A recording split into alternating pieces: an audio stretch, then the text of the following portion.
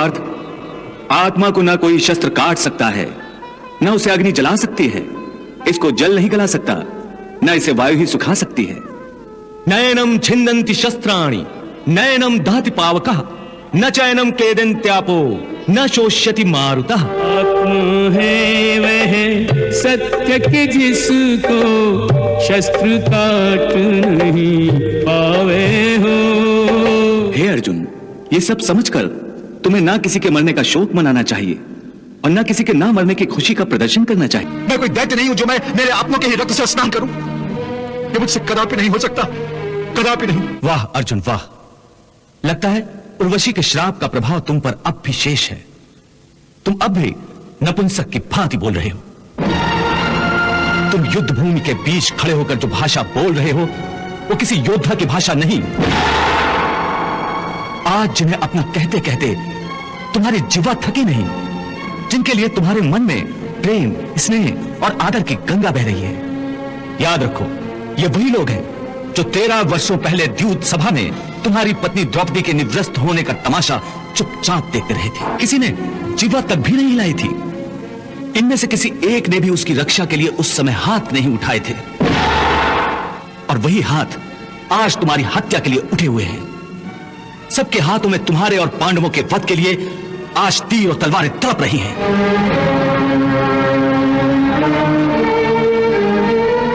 क्या यही तुम्हारे अपने हैं जिनके लिए तुम प्रेम और आदर की भाषा बोल रहे हो? हे अर्जुन, तुम इस समय कोई लगन मंडप में नहीं हो, बल्कि युद्ध भूमि पर खड़े हो, और जिन्हें तुम अपना समझ रहे हो वो इस युद्ध भूमि में तुम्हारा स्वागत और आदर सत्कार करने नहीं आए हैं। वो सब के सब तुम्हारा और तुम्हारे भाइयों का नाम अपने अस्त्रों पर लिख कर आए हैं। देखो उनकी ओर, इनकी आंखों में तुम पांडवों की मृत्यु का नृत्य देखने की तृष्णा तड़प रही है, और ये तड़प, ये प्यास केवल तुम पांडवों के रक्त से ही बुझेगी। देखो उनके तेवर,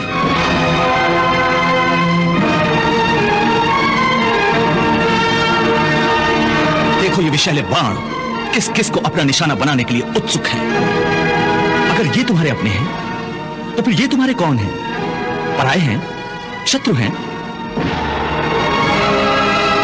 जिन्हें तुम कौरवों के निर्दयी शस्त्रों के हवाले कर देना चाहते हो? अरे ये तुम्हारे अपने हैं जो तुम्हारे जीवन और मृत्यु में तुम्हारे साथ हैं, जो तुम्हारे कंधे से कंधा मिलाकर तुम्हारे हित के लिए युद्ध करने आए हैं। हे अर्जुन, इस समय ये सब तुम्हारी गांडीव की टड़कार सुनने के लिए उत्सुक है। हे पार्थ, इस युद्ध भूमि की मध्य रेखा पर खड़े होकर तुम्हारी दृष्टि पर मोह का पर्दा पड़ गया है। अर्धसत्य तो तुम देख रहे हो कि ये तुम्हारे अपने हैं, परंतु ये अर्धसत्य तुम्हें नहीं दिखाई दे रहा है कि ये कौरव जो तुम्हारे अपने हैं वो इस युद्ध भूमि में तुम्हें अपने गले लगाने नहीं आए हैं, बल्कि तुम्हारे खून से होली खेलने आए हैं। ये सब जिन्हें तुम अपना कह रहे हो, ये कौरव एक बात निश्चित रूप से जानते हैं कि यदि उन्हें इस युद्ध में विजय प्राप्त करनी है तो उस महापराक्रमी को अपने रास्ते से हटाना होगा जिसका नाम अर्जुन है। पार्थ, तुम इन्हें अपना समझते हो, इसलिए तुम इन्हें मौत के घाट नहीं उतारना चाहते, परंतु यदि तुम इन्हें मौत के घाट नहीं उतारोगे तो ये अवश्य ही तुम सबको मौत के घाट उतार देंगे। हे मधुसूदन, यदि वो मुझे मारना चाहते हैं तो मार दे, मुझे इसकी कोई चिंता नहीं, परंतु मैं अपनों को ही मारकर पाप कैसे कर सकता हूं?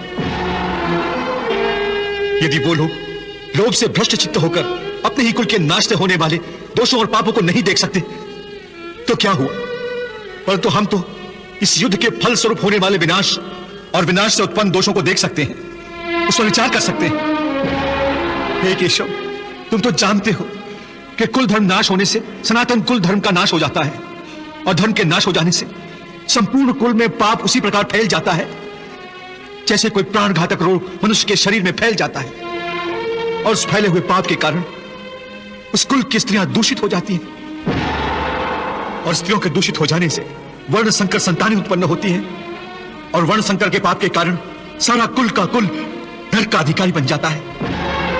इतना ही नहीं, उनके पितरों को भी अधोगति प्राप्त होती है। कुलक्षये प्रणश्यन्ति कुलधर्मा सनातना धर्मे नष्टे कुलम कृतस्सनम अधर्मो अभिभवत्युत अधर्मा अभिभवात् कृष्ण प्रदुष्यन्ति कुल स्त्रिय स्त्रीषु दुष्टासु वाषणे चायते वर्ण संकर। ये सब जानते हुए भी मैं युद्ध करूं, ये कैसे हो सकता है? मैं कुलघाती होने का पाप स्वयं अपने हाथों अपने माथे पर कैसे लिखूं? इसलिए मैं युद्ध नहीं करूंगा, मैं युद्ध नहीं करूंगा। इससे तो अच्छा है कि मैं कमंडल लेकर घर घर भिक्षा मांगता फिरूं। वाह अर्जुन, कितने सुंदर विचार हैं। मैं युद्ध नहीं करूंगा, मैं भिक्षा मांग लूंगा। हे अर्जुन, यह बात कोई वीर नहीं, केवल एक कायर कर सकता है। क्या तुम अपनी कायरता का प्रदर्शन करने के लिए इस युद्ध भूमि पर आए थे? क्या इसीलिए तुमने भगवान शिव से पाशुपतास्त्र ग्रहण किया था? क्या वर्षों घोर तपस्या करके अपने पिता श्री देवराज इंद्र से तुमने दिव्यास्त्र इसलिए प्राप्त किए थे? क्या तुम्हें अपनी माता कुंती का अंतिम संदेश याद नहीं कि जब भी मेरे सम्मुख आओ तो विजयी बनकर आओ और अपने माथे पर कौरवों के रक्त से विजय तिलक लगा कर आओ? हे अर्जुन, याद रखो, अपनी माता के उस वचन को निभाने की जिम्मेदारी तुम पर है। इसलिए अपने हृदय की तुच्छ दुर्बलता को त्याग कर क्षत्रियों की भांति युद्ध करो, क्योंकि क्षत्रियों का धर्म है युद्ध करना। हे मधुसूदन, मैं भी जानता हूं कि मैं क्षत्रिय हूं, युद्ध करना मेरा धर्म है। परंतु इस युद्ध भूमि में युद्ध अभिलाषी इस स्वजन समूह को देखकर मेरा शरीर ढीला पड़ रहा है, मेरी आत्मा कांप रही है, मेरा गला सूख रहा है। परस्पर विरोधी विचारों के आक्रमण से मेरी मति भ्रमित हो गई है। इस दुविधा के कारण मुझे मेरा मार्ग स्पष्ट दिखाई नहीं दे रहा है। हे कृष्ण, तुम मेरे गुरु हो, भगवान हो, मैं तुम्हारी शरण में आया हूं।